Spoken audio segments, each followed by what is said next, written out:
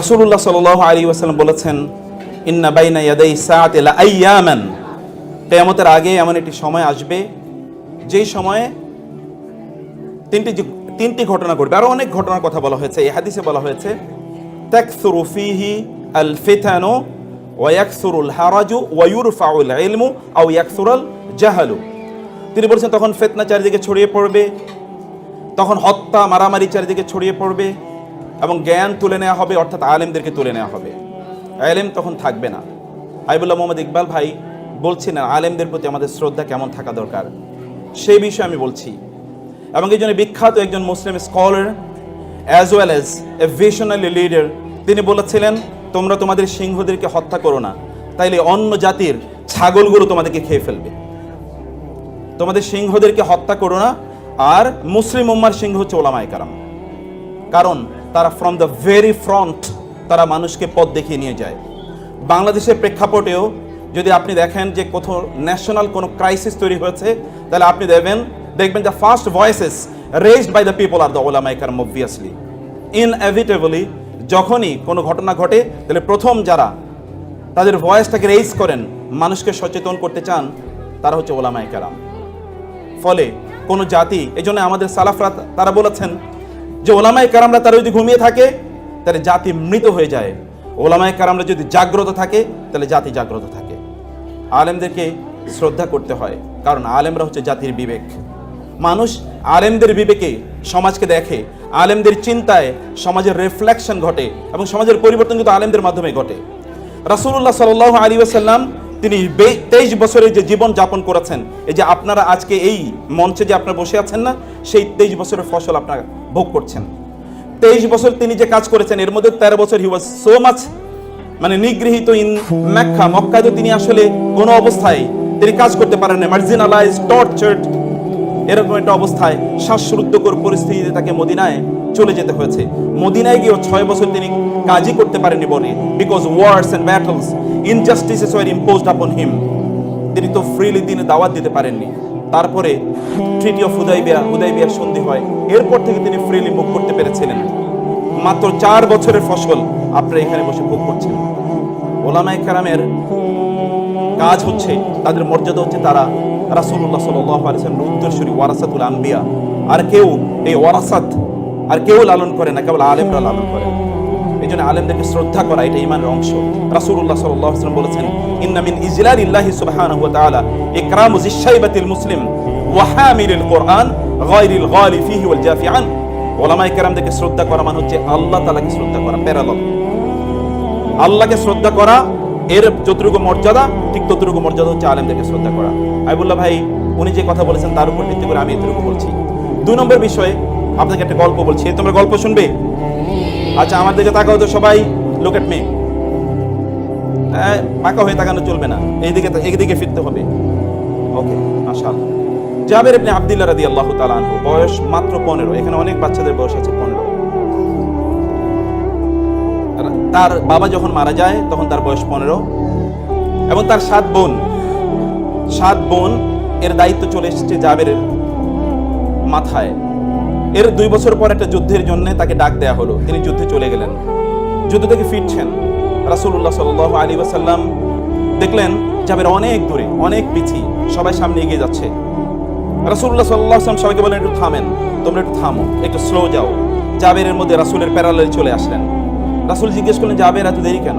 বলে, ইয়া রাসূলুল্লাহ, আমার উটটা তো একটু দুর্বল। এই কারণে তোমার উট দুর্বল কেন? ইয়া রাসূল, আপনি তো জানেন আমার বাবা যুদ্ধের ময়দানে শাহাদাত বরণ করেছেন, আমার 7 বোন আছে, আমার ফ্যামিলিতে আর কেউ ইনকাম করার মতো নাই, আমার বাবা এইটুকু সম্পত্তি রেখে গেছেন, এই দুর্বল উটটি, এর চেয়ে শক্তিশালী কোনো কিছু নাই।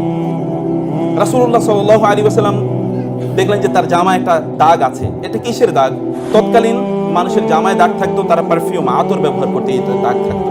এবং আপনি কোনো সম্ভ্রান্ত ফ্যামিলির মানুষ, তার মানে হচ্ছে আপনার শরীরে আতরের দাগ আছে, কারণ আতর সবাই ব্যবহার করতে জানতো না অথবা পারতো না। এটা কিসের দাগ? ইয়া রাসূলুল্লাহ, আমি বিয়ে করেছি। সেই সময় রাসূলুল্লাহ সাল্লাল্লাহু আলাইহি ওয়াসাল্লাম তার বিখ্যাত সেই কথাটি বলেছেন, তুমি কাকে বিয়ে করেছো? বলে, আমি এরকম একজন বিধবা নারীকে বিয়ে করেছি। তুমি কেন একজন যুবতী নারীকে বিয়ে করলে না? তুরাইবুকা ওয়া তুরাইবুহা, তুমি তার সাথে একটু আনন্দ করতে পারতে, সে তোমার সাথে আনন্দ করতে পারতো। বলি, ইয়া রাসূলুল্লাহ, আমার 7টা বোন, এই বোনদেরকে লালন পালন করার জন্য আমার একজন দায়িত্বশীলা নারী দরকার ছিল, এবং এই কারণে আমি তাকে বিয়ে করেছি। রাসূল তাকে ইন্টারনালি মারহাবা জানালেন, তুমি big choice, great choice you have made. রাসূলুল্লাহ সাল্লাল্লাহু আলাইহি ওয়াসাল্লাম বলে, তো তোমাকে, আচ্ছা তুমি তো এই দুর্বল উট নিয়ে যেতে পারবে না, আচ্ছা ঠিক আছে। রাসূলুল্লাহ সাল্লাল্লাহু আলাইহি ওয়াসাল্লাম উটকে একটু মাত্র খোঁচা দিলেন। এটা এমন একটা আঙ্গুল, যে আঙ্গুল যদি আকাশের দিকে কেবল এতটুকু কেবল ইঙ্গিত করে, তাহলে আকাশের চাঁদ দ্বিখণ্ডিত হয়ে যায়। এমন একটা আঙ্গুল, যে আঙ্গুল যদি কোথাও কেবলমাত্র এতটুকু পানির মধ্যে ডুবায় বা চুবিয়ে দেয়, এটা হতে পারে যে এক লোটা বা এক বদনা পানি, কিন্তু 1700 বা 1600 লোক ওইখান থেকে গোসল করার পানি পায়, তারা পানি পান করার মতো পানি পায়, এবং তারা পানি প্রিজার্ভ করতে পারে যে পরবর্তীতে পানি তারা ব্যবহার করবে। কিন্তু পানি ছিল মাত্র এক লোটা। 1400 লোক খায় যে এমন এক আঙ্গুল, যে আঙ্গুল কেবলমাত্র বলেছে এতটুকুই কেবলমাত্র খাবার আছে, একটা ছোট্ট পাতিলের মধ্যে অল্প একটু মাংস আছে আর অল্প কয়েকটা রুটি আছে। তিনি বলেছেন, আমি হাতটা রাখলাম, তোমরা এবার নাও। 1400 লোক খাওয়ার পরে এরপরে যতটুকু মাংস ছিল ততটুকুই অবশিষ্ট আছে। এমন একটা আঙ্গুল, সে আঙ্গুল কেবল একটু খোঁচা মারলো, খোঁচা মারার পর ওটা তেজি হয়ে গেল, এবং এটা সবার আগে এখন দৌড়ে যাচ্ছে। রাসূলুল্লাহ সাল্লাল্লাহু আলাইহি ওয়াসাল্লাম বললেন, জাবের থামো। জাবের থামলেন, তোমার ওটটা আমি কিনতে চাই। ইয়া রাসূলুল্লাহ, একটাই তো আমার সম্পদ, এটা বিক্রি করলে কেমনে হবে? না, তুমি আমার কাছে বিক্রি করে দাও। না, আমি বিক্রি করতে পারবো না। তুমি বিক্রি করো প্লিজ। না, আমি বিক্রি করতে পারবো না, আমার একটাই মাত্র সম্পদ। রাসূলুল্লাহ সাল্লাল্লাহু আলাইহি ওয়াসাল্লাম 10 বার বললেন তাকে, তোমার এটা বিক্রি করে দাও। মাত্র তার বয়স মাত্র 17। এখনকার যুগের বাচ্চাদের বয়স 17 হলেও তারা যতটুকু ম্যাচিউর, তৎকালীন বাচ্চারা ইন্টেলেকচুয়ালি আর অনেক বেশি ম্যাচিউর ছিল। আমাদের বাচ্চাদের ম্যাচিউরিটি একটা ভিন্ন জায়গায়। আপনারা এবং আমরা ভয়াবহভাবে একটা ডিস্ট্রাকশনের ওয়ার্ল্ডে বসবাস করছি। ভয়াবহভাবে একটা ডিস্ট্রাকশন। কোন এক সময় পাপ করার জন্য আপনাকে অনেক দূরে যেতে হতো, এখন পাপ করার জন্য অন্য কোথাও যাওয়া লাগে না। এখন পাপ আপনার ঘরের মধ্যেই রয়েছে, আপনার একটা ছোট্ট ডিভাইসের মধ্যে রয়েছে। এমন কোনো পাপের ট্রেস নাই যে ট্রেস এই ডিভাইসের মধ্যে পাওয়া যায় না। এভরিথিং, সব কিছু এখানে পাওয়া যায়, এভরিথিং এখানে রয়েছে।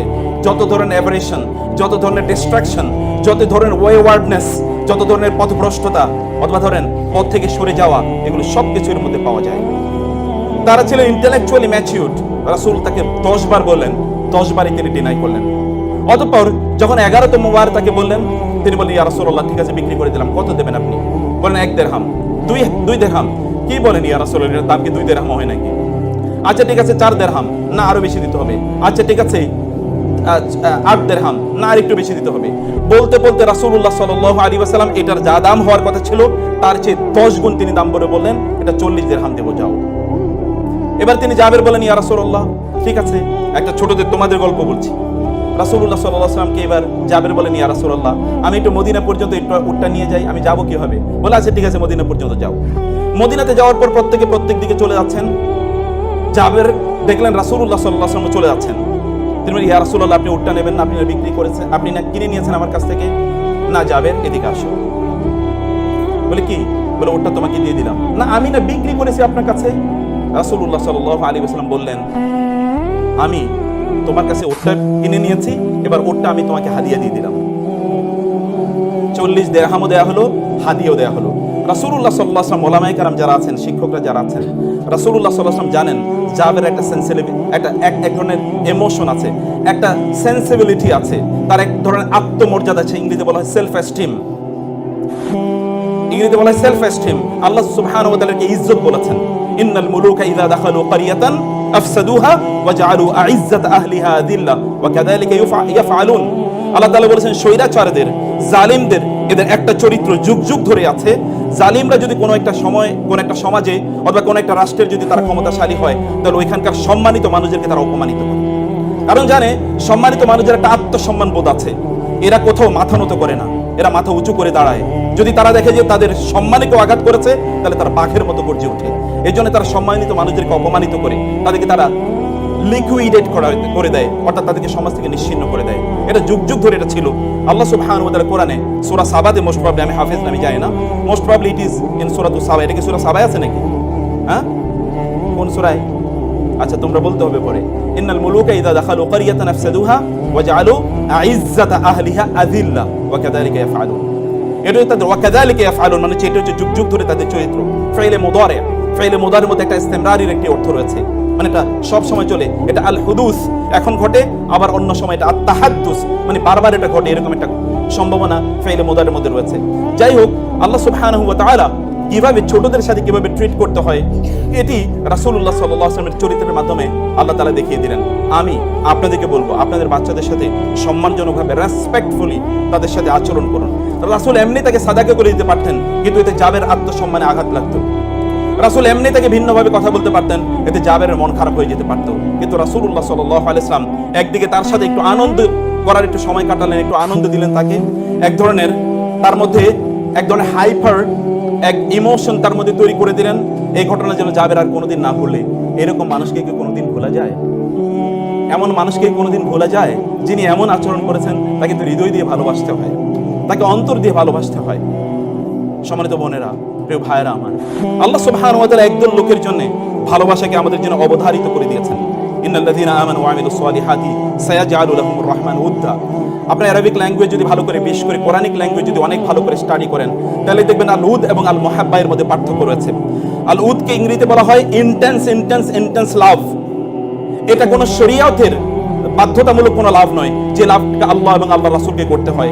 এটাকে বলা হয় মুহাব্বা। কুল ইন কুনতুম তুহিব্বুনাল্লাহ ফাত্তাবিউনি মান আহাব্বা লিল্লাহি ওয়া আবগাদা লিল্লাহি আল মুতাহাব্বিউনা ফিল্লাহ মান আবগাদা লিল্লাহ ওয়া মান আহাব্বা লিল্লাহ ওয়া আবগাদা লিল্লাহ। আল মুহাব্বা এটা হচ্ছে শরীয়ী টার্ম, কিন্তু আল উদ এটা কোনো জিনিসের এগেইনস্টে না, এটা কোনো জিনিসের বিনিময় না, এটা অন্তর থেকে উৎসারিত একটা গভীর ভালোবাসা। এই ভালোবাসা যেমন ভাবে আল্লাহ সুবহানাহু ওয়া তাআলা বলেছেন between the husbands and the wives, ওয়া মিন আয়াতিহি আন খালাকা লাকুম মিন আনফুসিকুম আজওয়াজান লিতাসকুনু ইলাইহা ওয়া জাআলা বাইনাকুম মাওয়াদ্দাতান ওয়া রাহমা। স্বামী এবং স্ত্রীর রিলেশনের কেমিস্ট্রি হচ্ছে আল্লাহ তাআলা বলেছেন আল মাওয়াদ্দা। মাওয়াদ্দা হচ্ছে ইন্টেন্স লাভ, একটা গভীর গভীর ভালোবাসা। আমাদের ভালোবাসা তো এখন অন্য জায়গায়। আমেরিকানদের একটা গল্প বলি। আমেরিকানরা তাদের স্ত্রীদের চেয়ে বেশি ভালোবাসে তাদের কলিগদেরকে, অথবা তাদের সেক্রেটারি, কোম্পানির যে সেক্রেটারি, এরকম একটা মেয়ে, ওই মেয়েকে স্ত্রীর চেয়ে বেশি ভালোবাসে। ইউরোপিয়ানরা তাদের স্ত্রীদের চেয়ে তাদের বেশি ভালোবাসা হচ্ছে তাদের ওই রাস্তাঘাটে যে সকল মেয়েরা আছে তাদেরকে। আরবরা তাদের স্ত্রী আছে, তাদের স্ত্রীর চেয়ে তারা বেশি ভালোবাসে উটদেরকে। আর বাংলাদেশি লোকেরা তাদের স্ত্রীর চেয়ে তাদের বেশি ভালোবাসা হলো বারবারই কেবল মায়ের কথা, কেবল বোনের কথা, কেবল খালার কথা, মামির কথা, ইত্তকার, কিন্তু স্ত্রীর কথা বলে না। আই লাভ ইউ এটা স্ত্রীকে বলতে পারে না, অথচ এটা কিন্তু আই লাভ ইউ স্ত্রীকে বলতে হয়। আল্লাহ তাআলা বলেছেন ওয়া জাআলা বাইনাকুম মাওয়াদ্দাতান ওয়া রাহমা। মায়েরা যারা আছেন অন্য কথা অন্যদিকে নেবেন না, আমি এমনি একটা গল্পের জন্য বললাম আর কি। যাই হোক, এরকম একটা ইন্টেন্স লাভ থাকতে হয়। এই লাভের কথা আল্লাহ সুবহানাহু ওয়া তাআলা বলেছেন ইন্নাল্লাযীনা আমানু ওয়া আমিলুস সালিহাতি সায়াজআলু লাহুমুর রাহমানু উদ্দা। আপনারা কি দেখতে পান না?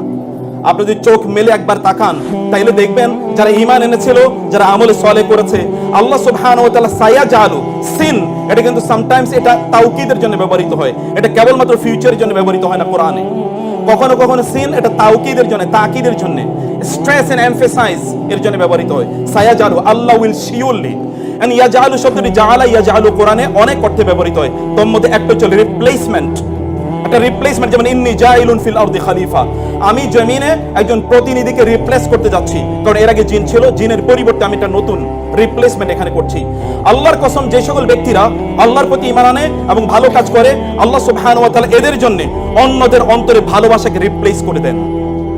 একবার তাকিয়ে দেখেন না, এমন বহু লোক আছে যারা বহুদিন কোনো আপনাদের আলোচনা মাহফিলে আসতে পারে নাই, আপনাদের সামনে কথাবার্তা বলতে পারে নাই।